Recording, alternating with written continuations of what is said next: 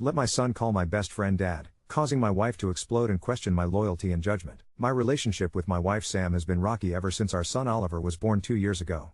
When Sam got pregnant just a few months after we married, we were both nervous, but things were fine until Oliver's delivery. I'm pretty certain Sam suffered from postpartum depression, but she never sought out a diagnosis. Something in her just seemed to flicker out. She seemed completely indifferent to Oliver. We hadn't planned to have children so soon into our marriage, and I admit the fear was overwhelming at first. But when I held my son, I was hit with a kind of tidal wave of love that I can still barely put into words. The fear was worth it for me. It still is and always will be. But during Oliver's first year, I was basically left acting as a single parent. The only real help I had, and I can't say this enough, was my best friend, Matt. I've known Matt since I was 19, and the man has never, not once, failed to show up for me. The original plan was for Sam to breastfeed, but when Oliver was born, she just wanted nothing to do with that. There I was, running on no sleep, changing diapers, preparing bottles, and stumbling through those early days. The house felt stifling and heavy. It was like the joy I wanted to feel with Oliver was being drained away by the atmosphere there. So I started spending more and more time with Matt, bringing Oliver along just so I could breathe a little easier. Matt was, and is, a godsend. Whenever I needed a break, I knew I could leave Oliver with him and he'd be as safe and loved as if he were with me. Matt's the one who helps me shoulder the rough stuff and the one who makes it possible for me to be the parent I want to be. I don't know if there's anything I'll ever be able to do to repay him, but I try, every single day. Things with Sam seem to be improving, just a little. But then everything blew apart recently. Oliver, who's had some speech delays, has started picking things up as he nears his 3rd birthday. For the longest time, he'd babble to both Matt and me. Now he's started saying daddy, and he uses that word for both of us. I've never corrected him. Matt and I talked about it, and he said he was honored to have Oliver call him that. But then, a few days ago, Sam overheard Oliver call Matt daddy when I was on FaceTime with him. I wish I could say she took it well. She completely lost it. I know I shouldn't have said it, but I told her Matt has been more of a parent to Oliver than she has, and even though it's true, I know it was a hurtful thing to say. Now, I'm stuck in the middle of this spiral, trying to figure out what's right for Oliver, and for us all. I can't help but wonder if I crossed a line, but I'm also not sure what else I could have said. Update 1. When I texted her beforehand, I knew I needed to jump right in as soon as I arrived. The exhaustion had been weighing on me for a while, and I didn't want to tiptoe around it this time. As soon as we sat down, I laid everything out. I told her honestly, and with as much vulnerability as I could manage, that I was worn out, bone-deep tired. The frustration had built up beyond what I could handle, especially with her being so distant and uninvolved with Oliver. I told her I needed to see real, significant change in how she interacted with our son within the next 2 months. If that didn't happen, there would be an ultimatum. She'd have to get help or we'd have to divorce. But I also made it clear that if she wanted to start addressing things immediately, I would support her in any way she wanted. All I wanted was genuine initiative for our child's sake. At first, she met me with sheer anger. The tension in the room was suffocating. But bit by bit, we managed to have an honest conversation. She admitted something I never expected: she didn't feel maternal at all. She confessed that she felt I'd pushed her too hard to have Oliver when she got pregnant, and she often wondered what our lives might have looked like if she'd taken another path. Hearing that nearly broke me. I can't even begin to describe what it's like hearing someone wonder what life would be like if your child wasn't in it, especially when, to me, Oliver is my whole world. It was clear resentment was festering on both sides. My frustration stemmed from how she treated our son. Hers was rooted in the fact that we even had him in the first place. It hurt, deeply, that this conversation could have happened years ago, that instead of 3 years of pain and exhaustion we might have worked through something, or saved ourselves from so much hurt. It didn't feel fair, to any of us. A few days have passed since that night, and I'm still reeling emotionally. I feel profound sadness for her. But I'm furious too, furious for Oliver, for myself, for how things could have been so different if any of this had been voiced sooner. We're starting the divorce process soon, and I can only hope we can keep things civil. Telling my parents about everything was hard, but their support was immediate and absolute. They offered us everything: financial help, even a place to stay if we needed it. For a moment, I considered it, but after talking with Matt, I realized moving Oliver out of state, to a place he'd never been, would only make everything harder on him. That, plus the added mess it would bring up during divorce proceedings, made it an impossible option. Instead, Matt offered us his home. With everything happening, it just made sense, for practical reasons and for emotional ones. He told me he'd hate for us to be far from him, that no matter what, where he is will always be a home for Oliver and me. We still have a lot to pack up, but we've already been staying here since that hard conversation. Oliver was already comfortable here, which made the transition so much easier. Emotionally, I have a mountain to climb. I know I need help processing everything, and I plan to start therapy as soon as I can. One more thing, just to be absolutely clear, there was never any coercion or force involved in our decision to have Oliver. Sam never once said she didn't want a child, and before we even got married, we talked about building a family together. It just wasn't supposed to happen so soon. When she got scared about having a baby that early, I did everything I could to reassure her, always making sure she knew she had an out if she wanted it. There was never any unspoken expectation or pressure on her, just open, honest conversations and mutual support, or so I thought. Update 2. My son has been raised by me and my best friend turned partner since he was just a tiny infant. For all intents and purposes, my partner is his dad, even if they don't share a single drop of blood, and yet, some days I'd almost swear they must be related. Sure, there's nothing similar in their physical features, but it's the mannerisms, the way my son has picked up on my partner's habits, that always make my heart clench a little when I catch them. They have the same laugh, this contagious, rolling sound that fills the whole house with warmth. When either of them is deep in thought, or pretending to be when we're playing games, they both chew on their bottom lip in exactly the same way. There's also this quirky one leg in, one leg out position under blankets that they both assume during movie nights, like it's just the natural way to exist in the world. As my son grows older, I spot these little echoes of my partner in his facial expressions all the time. It sneaks up on me and suddenly, just for a second, I feel like I'm watching my partner as a kid again. The most touching moment came when my partner's mom quietly mentioned it to me one evening, just the two of us talking. Up until then, I honestly thought it was something only I had noticed, something precious and secret. But the ones who know us best, the people closest to us, they see it too, the ways my son has become so much like the man who's raised him. For me, that's all I ever needed. It's one of those I'm so lucky dad moments that I'll carry with me forever. I really have hit the jackpot, watching them together, seeing my partner and my son, even when no one outside would ever guess it. That's what being a family is, and for me, it's priceless. Update 3. The thing that finally knocked the wind out of me wasn't a big blow up or some cinematic fight. It was a clipboard, specifically, the one they slid across the mediation table with our names on it, next to a stack of papers that felt heavier than they should have. The conference room was the color of old oatmeal, fluorescent lights humming, a vending machine outside whining like it needed a nap. Matt was in the waiting area with Oliver, letting him line up every tiny yellow taxi in his pocket car set into this precise little parade. Through the glass I could see Oliver's mouth moving around a story that only he understood, and Matt nodding like it was the most important thing he'd ever heard. Sam walked in late. Hair pulled back, no makeup, the same sweater I've seen her sort of disappear into when she's overwhelmed. She didn't look angry. She looked like someone who'd sat in silence too long and was finally ready to say one thing out loud. When she sat, she didn't meet my eyes. She kept looking at her hands. The mediator introduced himself, ran through the basics, and then the room went soft around the edges because everything in me was braced for a fight. There wasn't one. Sam's voice was quiet when it came. She said, "I don't want to fight you." Then, after a long swallow, "I think you've already been doing this, and he's okay. He's better than okay." She glanced, for a second, out at the waiting area where Oliver had abandoned the taxis in favor of curling himself against Matt's side. "I can't be what he needs every day. I can love him from where I am. I want it to be structured and safe. And I want him to know I didn't leave because he wasn't enough. I left because I wasn't." The mediator asked a few clarifying questions. We talked through holidays and pickup times and sick days. She asked for afternoons every other weekend to start, with room to grow if it went well. She asked that all school information still come to her, even if she isn't the one who's called first. When it came time to sign, the sound of her pen on paper was louder than anything else in the room. I don't know why, but it felt like standing in the doorway of a house you used to live in and realizing the echo is not yours anymore. 2 days later, we had our first test. Preschool called because Oliver had tripped on the little step into the play yard and opened a cut over his eyebrow. It bled the way head wounds do, dramatic, fast, ultimately not as dire as it looks. By the time I got there, Matt had already scooped him up and was sitting on a tiny chair with his knees around his ears, talking him through those hiccupy not quite cry breaths. The nurse pressed a clean cloth to Oliver's head and introduced herself like she wasn't worrying about lawsuit forms in the back of her mind. At the urgent care, Oliver was brave right up until the swab. He arched like a cat and howled.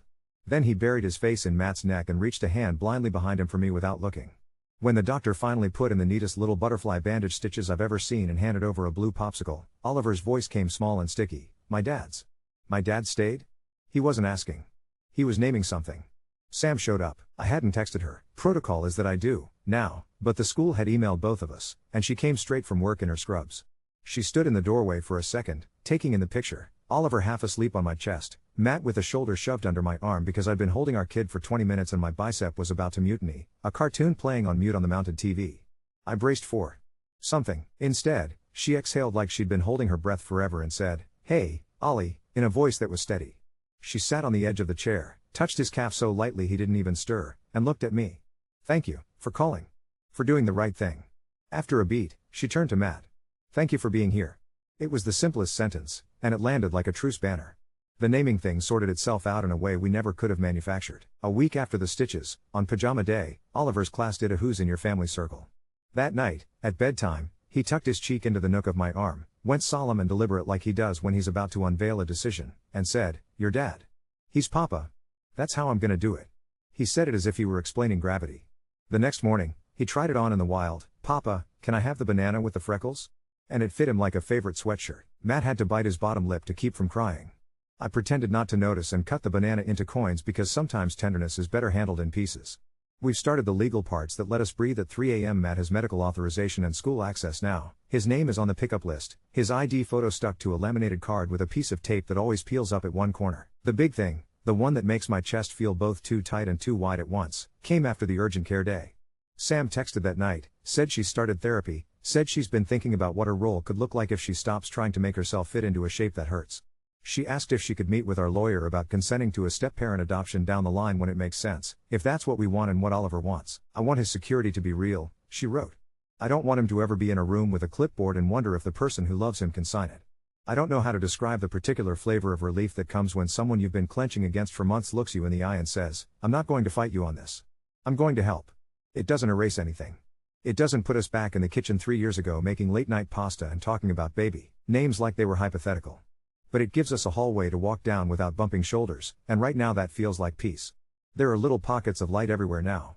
The morning they took off the bandage, Oliver frowned at his tiny scab in the mirror and then made the most serious pirate face I've ever seen, practicing his so hard he fell over laughing. Matt's mom dropped a faded shoebox on our table with his baby blanket inside, the stitches loose in places from being loved too hard, and said we should keep it in the living room for forts. On Father's Day, Oliver came home from school with 2 lopsided paper ties, one painted blue, one green. He handed them out with this careful ceremony, adjusting the string around our necks like he was setting medals. The house feels like ours. There's a stack of legal folders on the bookshelf that I keep meaning to put somewhere less visible, but I don't. They're part of it. So are the popsicle stains, and the way Papa echoes down the hallway in the late afternoon when the sun hits the floor just right. We are not what I thought we would be. We're something else. We're the thing my son names from the back seat when he's sleep drunk on the way home, my dad's. He says it and then sighs like the word is a blanket, one leg in, one leg out, and lets himself rest. Update 4. We cleaned the house like the president was coming, even though the person ringing our bell was a woman in a navy cardigan with a canvas tote that said Family Services in a font no one would ever call festive. She introduced herself with the kind of smile people practice in the mirror when they're about to knock on 100 doors, then knelt to Oliver's height and let him tell her about his favorite spoon. He led the tour like a realtor. Here is where the yellow taxis sleep. Here is the couch cave with the blanket that is only for forts. Here is the drawer where the band-aids live alongside the dinosaurs who get hurt in the bath. She took notes on a legal pad that had one dog-eared corner and kept nodding in this slow way that made my shoulders come down inch by inch. When she sat at our dining table, the sun hit the wood in a stripe and picked out every crayon scrape. Matt poured coffee into the mug with the hairline crack he refuses to retire and offered her banana bread that Oliver announced he had helped stir with my whole arm. The questions were exactly what you'd think and not at all what I was ready for. Who cooks? Who wakes up when the nightmares bend the night sideways? What happens when you fight? Who has keys to the medicine cabinet? Does Oliver have a doctor? Does he have a place he calls his own in each home? When she asked that last one, Oliver piped up from under the table where he was making the dinosaurs reconcile after a territorial dispute and said, "I have a toothbrush with whales at Dad's and a toothbrush with whales at Mama's and a toothbrush with stars at Papa's mom's, so I'm fine." He said it like an inventory. She wrote down toothbrushes, consistent, with a check mark. Sam came by the week before to show him her new place. It's a small second-floor walk-up with windows that do the kind of lazy afternoon light that makes even piles of laundry look like art. She'd put a little step stool in the bathroom and a coat hook with his name on it crooked by one bubble level measurement, the way all kids' names should be hung. He came home smelling faintly like basil and laundry detergent. "Mama has a balcony," he told us, like it was a credential. We gave the plant a drink together. He said it again that night before bed, a tiny rehearsed fact to take into sleep. Mama has a balcony. The part that no one can rehearse came out of nowhere. We were at the courthouse already, for paperwork, not for anything big, because the social worker had emailed a checklist that read like the world's most boring scavenger hunt. Birth certificates. Letters. Proof of residence printed on a bill with the tear-off bottom still attached. We'd practiced where to park, how to pack snacks, all the little logistics that make it possible to be calm where fluorescent lights go to hum themselves into a migraine. The security guard at the door winked at Oliver and handed him a sticker that said visitor in block letters that he immediately stuck to his knee, official vising occurring squarely on his patella. At the clerk's window, the woman in a floral blouse and a bun held together by what looked like sheer faith and 2 pens asked if our officiant was here yet. I said that we were just filing, and she tilted her head like she could see the time we were wasting. "You've got your IDs and your son's patience for 45 more minutes, she said, eyes flicking to the clocks that always run 2 minutes slow in government buildings. "If you want to do it today, Judge Aguilar has a gap. Ceremonies in room 3B. I felt Matt's hand find mine on the counter without looking. Sam was there, too, 2 steps back with her hands wrapped around a file folder like it might float away. She had asked to come, to sign the consent pieces that were hers and to make it less like a baton toss and more like a walk we were taking together. She blinked at us once, expression unreadable, and then, gentle as a nod, said, "You should." There's a ring of rooms on the 3rd floor that all look like the set of a show about judges, flags in the corner, a few pews, a seal on the wall that makes your voice feel like it should behave. We stood in front of a woman with kind eyes and a cup of tea she'd clearly microwaved 1 minute too long, and she asked us the questions that turn your life into a series of yeses. Oliver stood between us with his serious face on and his tie slightly askew because he'd insisted on being fancy like Nana's cat when it sits like a person. We'd picked up 2 simple bands months ago and tucked them in the back of a drawer in case, so suddenly the case was now. Oliver fished them out of the little canvas pouch with both hands like he was holding the moon. When Judge Aguilar told us to state what we promised, my voice forgot how to be just a voice.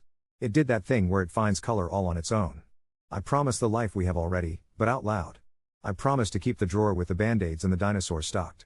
I promise the late-night dishes and the early morning cartoons and the 3 a.m. check to make sure tiny chests rise and fall. Matt promised to meet me in the kitchen when the laundry makes me cry. He promised to hear me, even when the hearing is hard. He promised to be the person who shows up, again, and again, and again. Oliver tugged my sleeve halfway through and whispered, not quiet at all, "Are we married now?" Like it was a single thing, a noun and a place. The judge smiled in that way people do when a kid is just named the exact center of the room. "Yes," she said. "You are married." She let Oliver press the stamp on our paper himself, 2 hands on the handle, tongue out in concentration, the ink bright and a little smeared at the edges. Sam signed her page down the hall a few minutes later.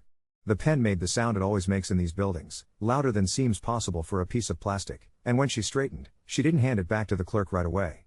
She just held it a second longer, then looked at Matt. "Congratulations," she said, and it wasn't the banner kind. It was the small, precise kind you say when you mean it without a single splinter. "To me," she said, "thank you for making a family where he is safe." Then, like she'd rehearsed it in the car, "I'm going to figure out the kind of mother I can be from here. I hope it can be more later." We all looked at Oliver, who was making the visitor sticker on his knee dance like a jellyfish. It would be neat if the next part was confetti, but the world is always hungry for a test. The Saturday after the courthouse, we took Oliver to Bring Your Dad night at preschool. It was exactly as chaotic as those events always are: folding chairs that pinch your thigh fat, craft stations that smell like glue and sugar, a corner where someone's little brother was methodically eating Cheerios out of a shoe. The flyer had a cartoon of a single stick figure man with a tie, outdated in that soft, thoughtless way that thinks it's benign. I sent an email that was polite and long and probably over-explained. The teacher wrote back 3 lines that made me want to cry in a staff room somewhere. "I'm so glad you said something. We'll make sure there are 2 name tags, 2 seats, enough glitter." We show up and a dad at the door, one of those men who always looks like he could lift a car if necessary, handed us 2 paper neckties with our names sharpied and didn't blink. Oliver tugged us both to the painting table. He painted our faces side by side, circles with eyes like moons and triangle noses. Then he reached for the brown and drew a small head under ours.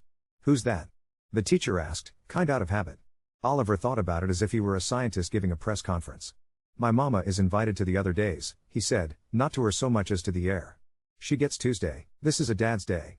He said it without any defensiveness, like he was just announcing the weather.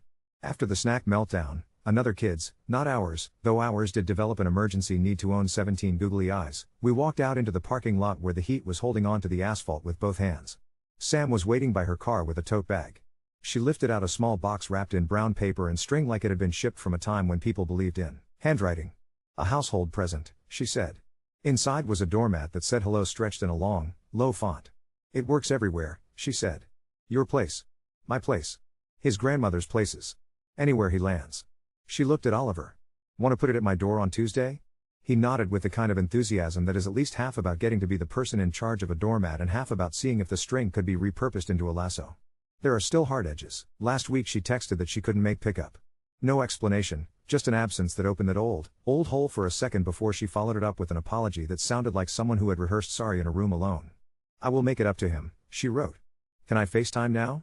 So we put the phone on the table, and Oliver showed her how the glue on the googly eyes had dried with little bubbles and made them look like they were trapped in space. She laughed, and for a second, her face did something it hadn't done in a long time. It softened from the eyes out.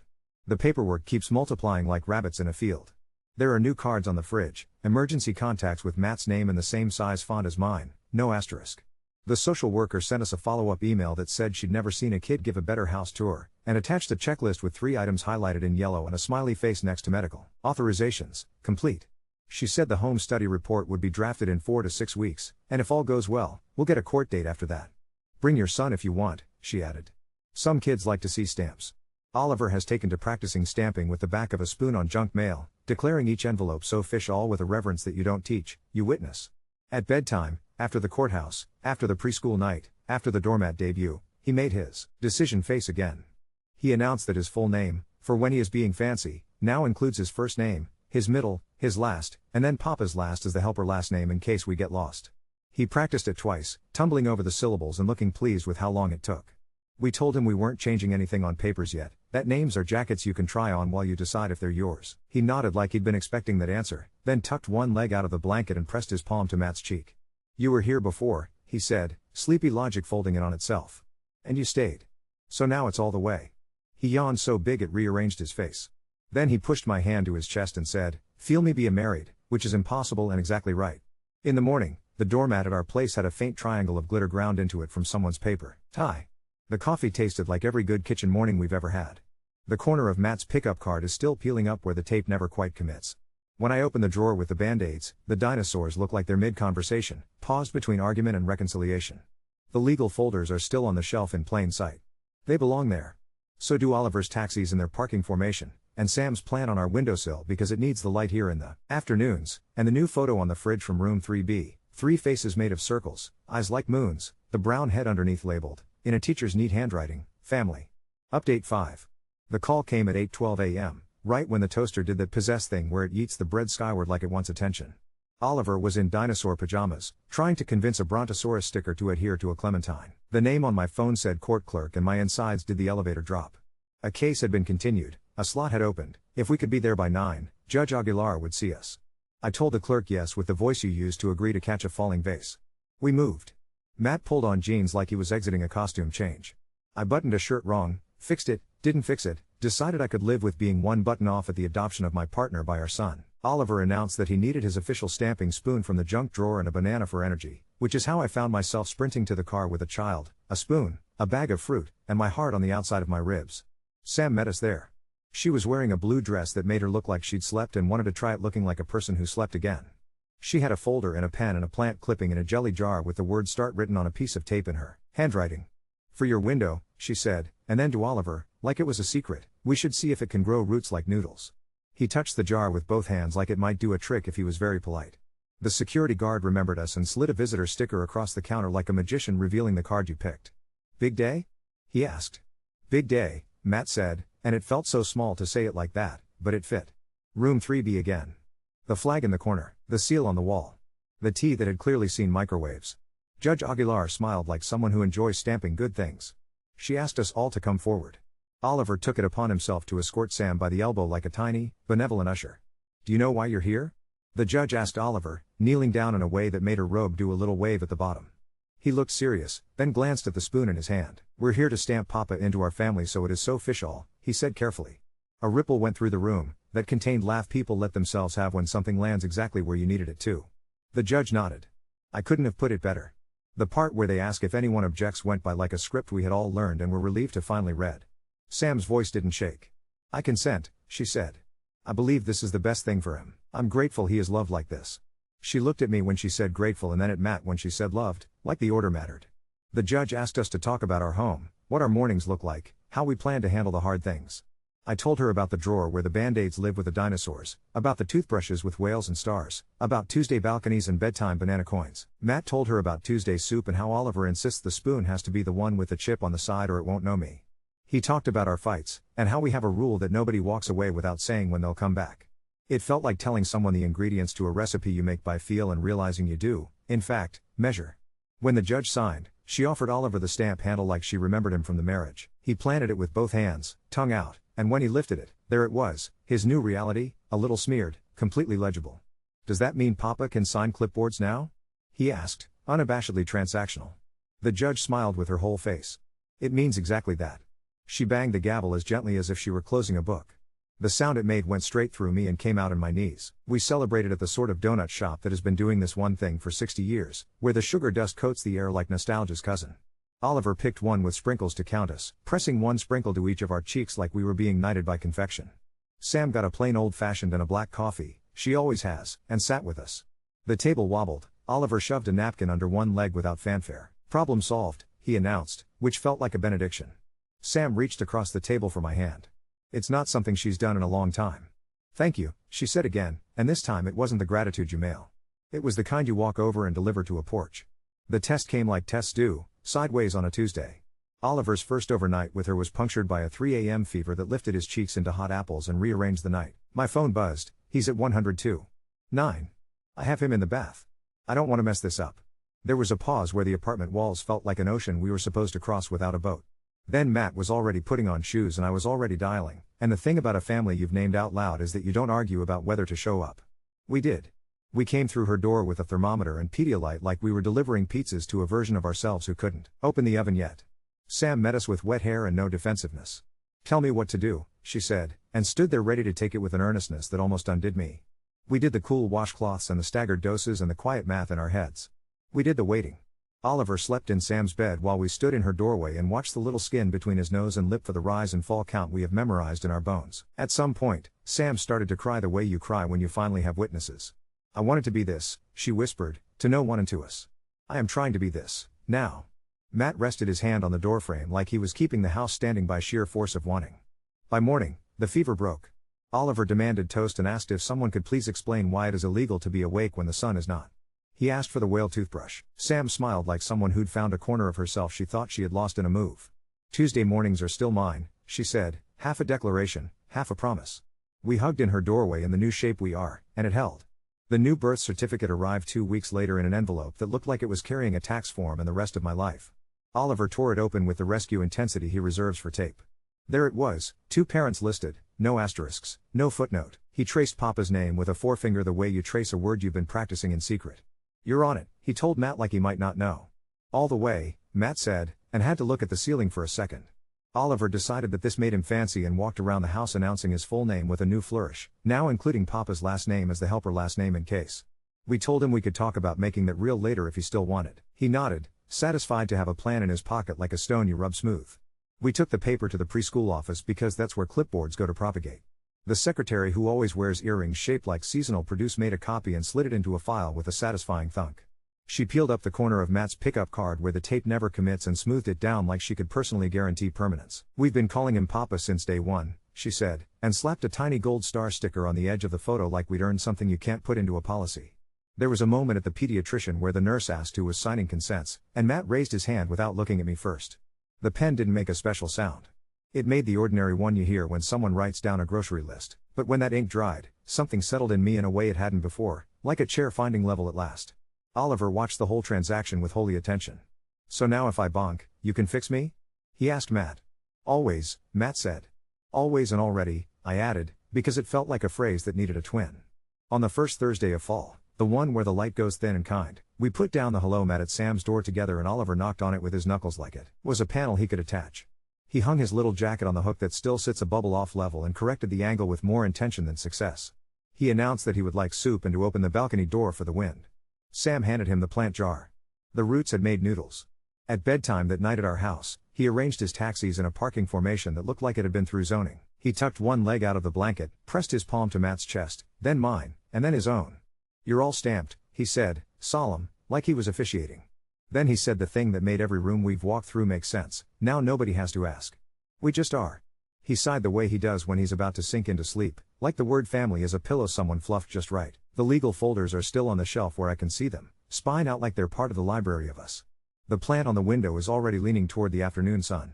The spoon in the drawer has a new job. Sometimes he stamps nothing at all, just the air, just the space in front of his face, like he's making invisible approvals official. I get it. Some days the only thing to do is declare it. So I do, we are stamped. We are so fish all, and when the night bends a little, we meet in the hallway with the light on low and know exactly where to put our hands.